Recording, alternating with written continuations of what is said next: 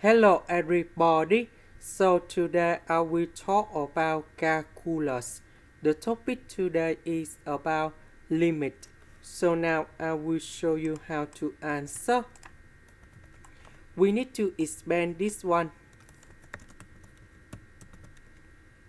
Negative number 2 multiplied by s and number 2 in here.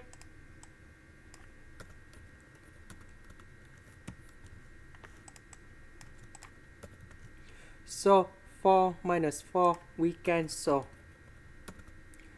4x minus 2x we have positive 2x. Later that we divide by s. Now we can put number 0 cone here. And this one we have the final answer. This is the end. Thank you for watching.